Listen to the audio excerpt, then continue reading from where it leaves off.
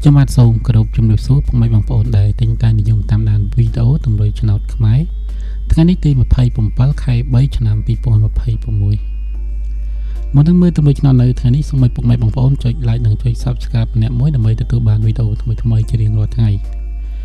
មុននឹងមើលតម្រុយឆ្នោតយើងមើលលទ្ធផលកាលពីម្សិលមិញសិនបាទកាលពីម្សិលមិញប៉ុក A ឲ្យ57អូក្នុង5ចេញ57នៅប៉ុក A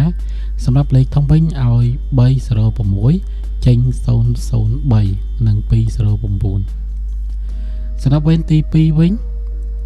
ប៉ុកទី2ឲ្យ45អូខ្ទង់ខ្សែបាទចេញ41នៅប៉ុកទី3លេខធំវិញឲ្យ126ចេញ612នៅប៉ុកទី1សម្រាប់វេនទី3ប៉ុកទី1ឲ្យ06អូខ្ទង់0ចេញ25 56 56 64លេខធំវិញឲ្យ825ចេញ8 43 525 155 096សម្រាប់វេនទី4ប៉ុកទី2ឲ្យ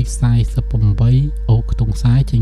48នៅប៉ុកទី1ប៉ុកទី2ខ្សែកុដប៉ុកទី3 91និងប៉ុកទី4ខ្សែកុដលេខធំវិញឲ្យ5ខ្សែ8បាទឲ្យ5ខ្សែ8ចេញ5ខ្សែ8នៅប៉ុកទី4 681ប៉ុកទី3 113ប៉ុកទី2និង809នៅប៉ុកទី1បាទចឹងលទ្ធផលការពីម្សិលមិញក៏មានតែប៉ុណ្្នឹងទេឥឡូវយើងមើលតម្រុយឆ្នោតទាំងអស់គ្នានៅថ្ងៃនេះ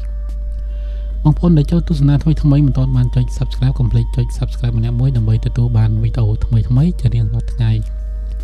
លេខខ្ទង់ទី1នៅថ្ងៃទី27ខែ3នេះគឺមាន28 37 41 56និង9កុដ